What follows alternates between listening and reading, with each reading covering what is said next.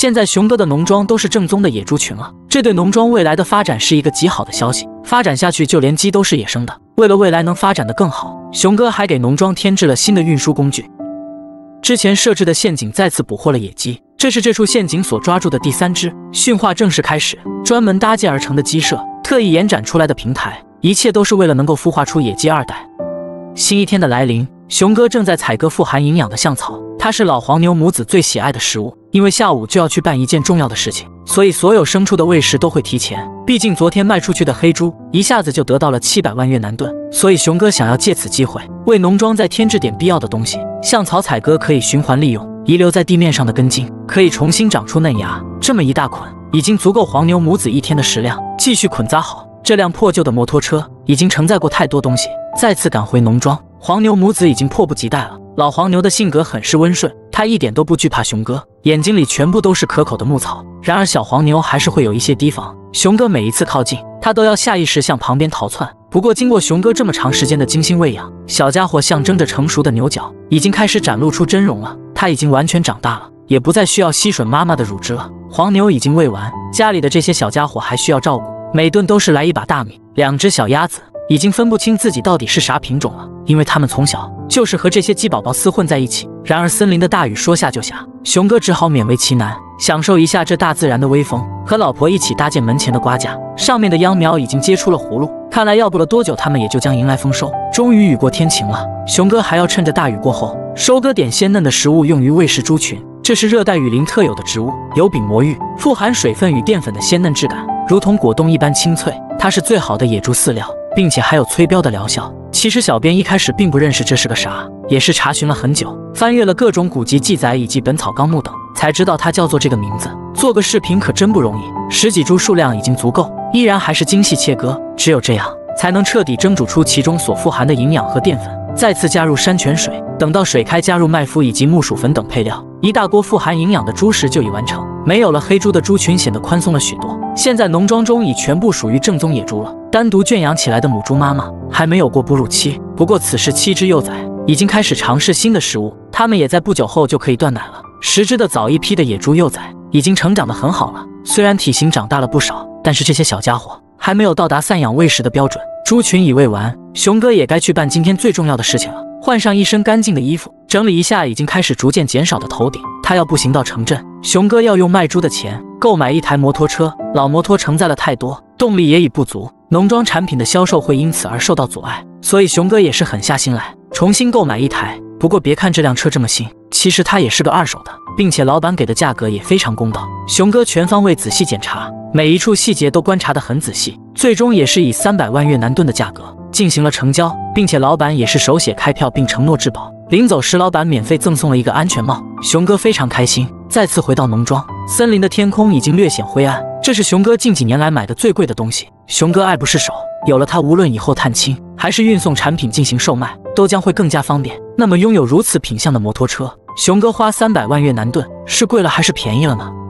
转眼时间已到了第2日的清晨，熊哥已来到丛林中，劈砍一些粗细刚好的小树，他要用这些树干将房子隔离。毕竟饲养的鸡鸭已经逐渐长大，它们的粪便已经开始让自己住所的周边变得脏乱不堪。大致丈量好尺寸，全部切割出相同的长度，一端再削割出尖头，这会便利于树桩的固定。沿着新房的四周，只需用力插入土层，即可让树干成为纱网的支柱。最后再将纱网沿着每一根进行捆扎固定。而这些多出的部分，熊哥也不急着裁剪，熊哥可能还要为新买的摩托车单独搭建一处停车房，以此才能更好的爱护和保养。所以说不定这些多出来的纱网还可以派上用场。随着用竹签将纱网下方固定，用于保持清洁的隔离带就已完成。前几天重新设置下的陷阱，也是到了该去查看的时候了。毕竟又过去了3、4天的时间，努力总是会有回报。陷阱已被再次触发，又是一只雌性野鸡，它很可能是被上次播撒在此处的玉米吸引过来的。陷阱同样是拴住了它的爪子。熊哥很开心，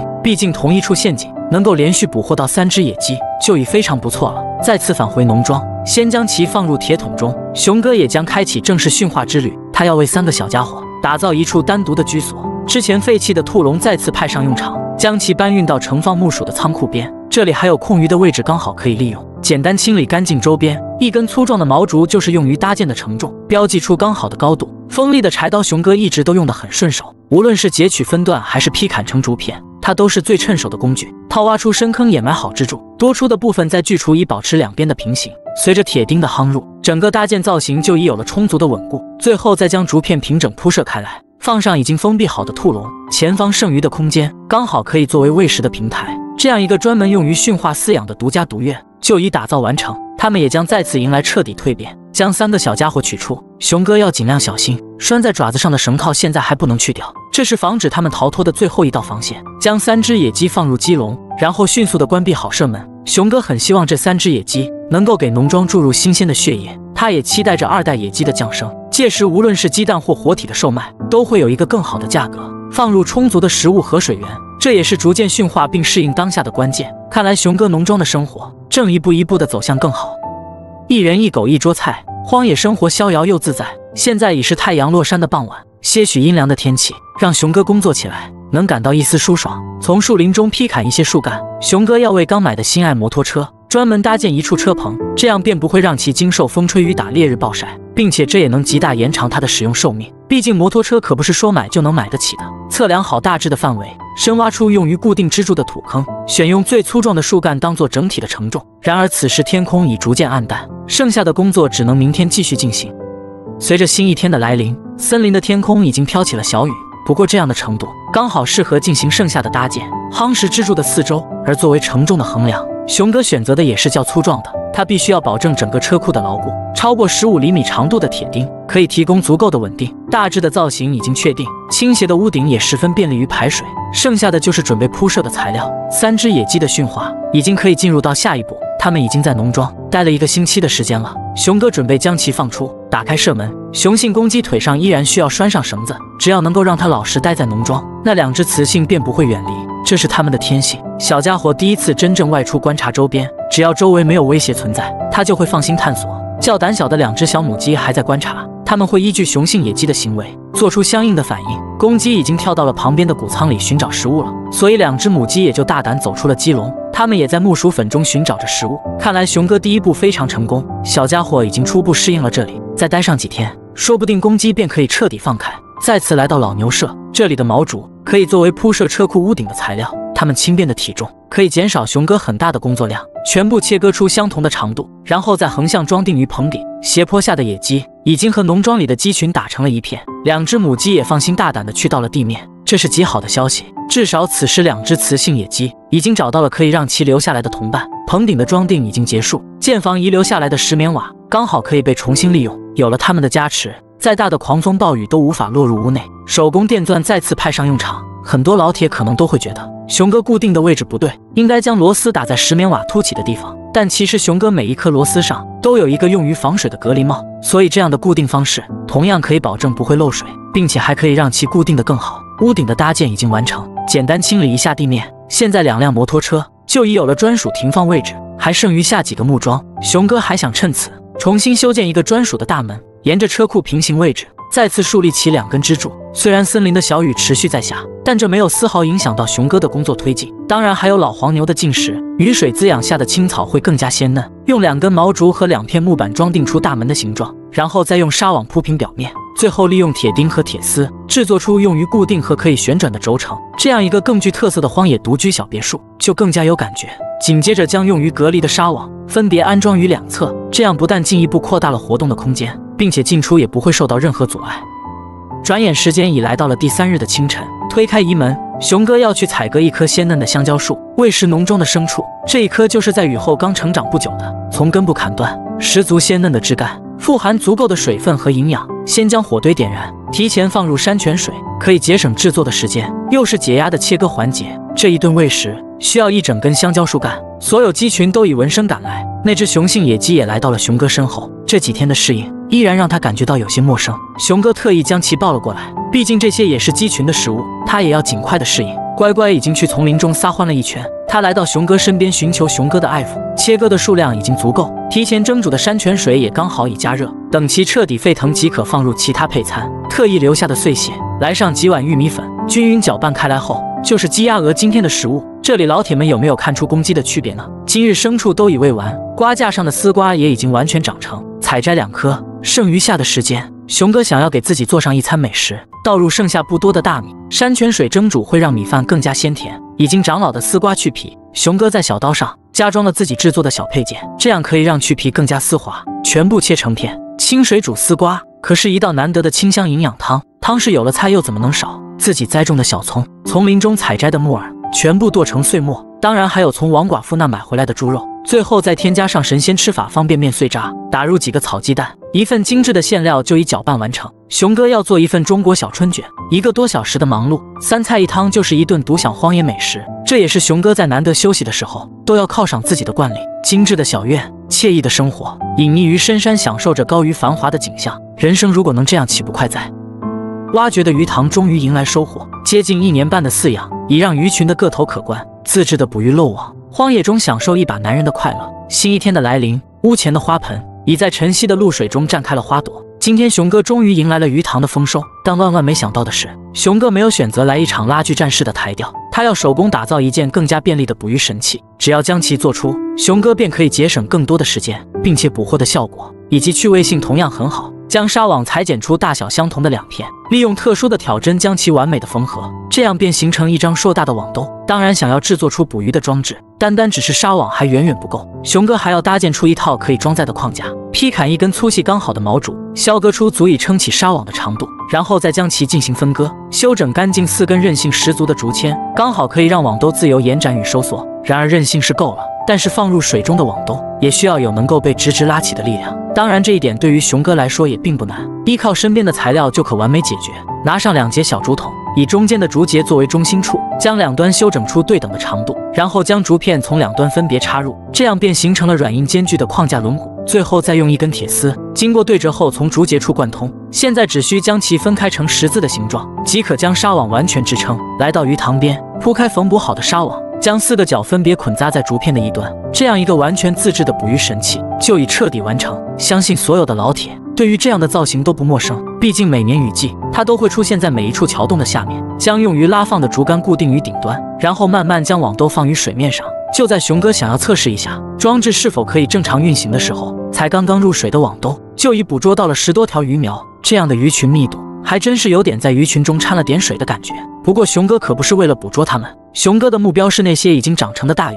当然，想要能够快速的捕获到它们，还需要鱼食的辅助。熊哥再次拿出由木瓜籽制作而成的诱饵颗粒，轻轻撒上几把到网兜的上方。仅仅几分钟的等待，水面逐渐躁动，表明了鱼群已经进入到了抓捕的范围。熊哥连忙起身，然后用力将水中的网兜抬起。随着纱网逐渐脱离出水面，已经进入到了陷阱中的鱼群才开始拼命想要逃窜。这一网收获还不错，除了几十条鱼苗外，还有2条荆棘的罗非鱼，不论是外表还是个头都非常漂亮。但熊哥并不打算将它们出售，所以直接放入到箩筐中即可。第2网再次入水，惊动了的鱼群可能还需要少许等待。熊哥看了看这个罗非鱼，山林中开挖鱼塘养殖就是好。再次泼洒鱼食，等待鱼群重新聚集。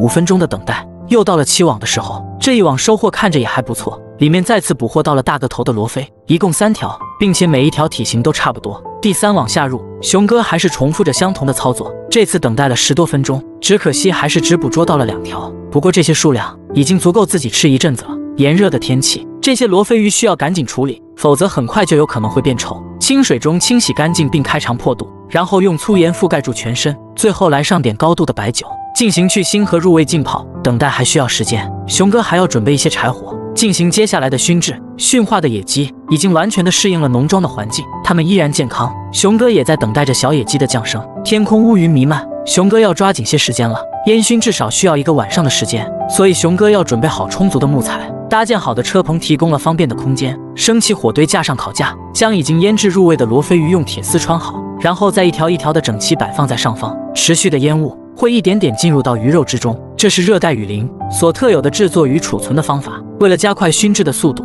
熊哥还特意的找来一些绿色的枝叶，将其覆盖在火堆上，这样不但可以增加烟雾的产生，并且还能让鱼肉混入水果的清香。2个多小时持续烘烤，鱼肉外层的水分已经被蒸发的差不多了，将火堆移入室内。第2阶段的熏制将会持续整整1夜，转眼时间已至第2日的清晨，烤鱼的熏制还在继续。熊哥也该要完成今天的计划，背上竹筐，熊哥要去采集一些新鲜的木瓜花蕊，它们是可以入药的，所以在这医疗贫乏的村庄很是受欢迎。为了避免木瓜树枝头的损坏，位于较高位置处的木瓜花蕊熊哥选择用竹竿将其采下，之后再将多余的叶茎摘除。半个小时的采摘，满满一背篓已经装不了太多，熊哥还需将其先送回农庄，之后还要进行第二次采摘，这样的数量已经差不多了。然而仅依靠这些，并不能换取太多的收入。熊哥又将已经成熟了的丝瓜进行采摘，两广地区的老铁会将其叫做水瓜，这一点都没有毛病。但其实这种蔬菜的官方名称就叫做丝瓜，感兴趣的可以去查一下。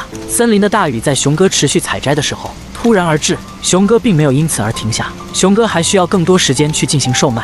2个小时的等待，天空已再次放晴。新购买的摩托车让熊哥去到更远的地方进行销售，已经实现了。可能那里的城镇自己还很少去。已到达目的地，一位街边的勘摊大姐喊住了自己，因为熊哥一看就是从山上下来的，她想看一下熊哥商品的质量，将木瓜花蕊搬下，现采现摘的鲜嫩，一下就吸引住了大姐的目光。旁边的老村花也是闻声凑了过来。经过初步的查看，勘摊大姐决定全部买下，当然剩余下的一些残渣自己并不会要，整理出3大袋，每一袋都进行了称重。然而看到熊哥如此便宜的价格，她又将目光转到了熊哥栽种的丝瓜身上，挑挑拣拣又购买了大部分，而还剩下的木瓜花蕊也被对面的老村花全部包了场。仅10几分钟，熊哥带过来的商品就被完全抢购一空。看来这些地地道道的山货，不论是走到哪里都会很受欢迎。农庄的收入又增加了一笔，依靠自己的双手，熊哥终将达到目标，超过30头野猪群。如果让你来饲养，你能喂食得这么好吗？而这种完全生长于深山老林中的山泉蟹，你是否吃过呢？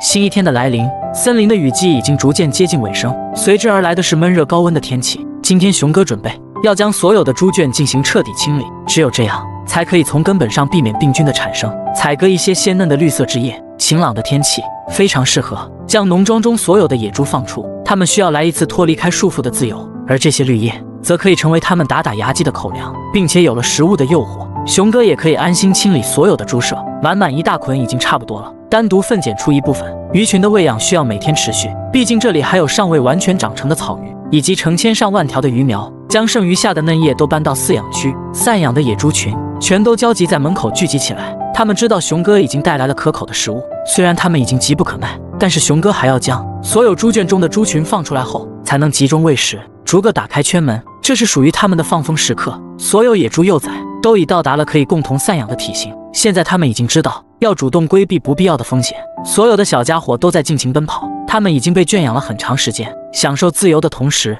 也在享受温暖的阳光。将嫩叶尽量铺开，所有野猪都可以一起进食，并且可以尽量减少冲突。这些野猪的警惕性依然很高，熊哥每丢下一次，他们都会刻意躲闪。已经成年的野猪都在专心进食，不过他们偶尔也会驱赶位于眼前的小动物，这是他们争取在种群中地位的表现。看到如此数量的猪群，乖乖看上去也挺兴奋，他总想着找个体型相当的小家伙切磋一下，快乐的进食氛围。熊哥看着目前农庄野猪群的规模，很是开心。这些全都是自己生活的希望，也全都是自己1年多时间的辛苦见证。猪群都在低头专心干饭，而熊哥还是要继续忙碌，直接用山泉水将猪舍进行细致的冲洗，不论是沉积的泥沙还是粪便，都可以处理得干干净净。紧接着将每个猪圈中的食槽拿出，因为抢夺进食的原因，部分已经出现了损坏，熊哥刚好可以趁此机会将其修复。先切割掉已经损坏的部位，然后再比对出具体的大小，只要将其重新装订好，老的食槽就可以继续使用。毕竟重新打造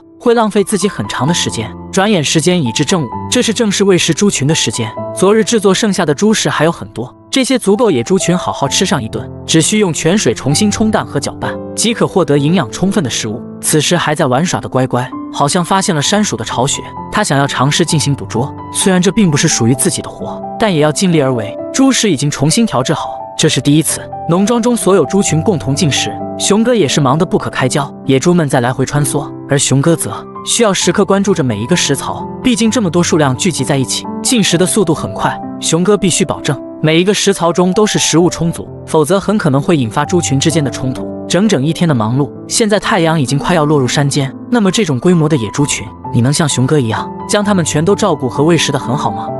随着第2日清晨的来临，森林的大雨再次毫无征兆地笼罩着整片山林。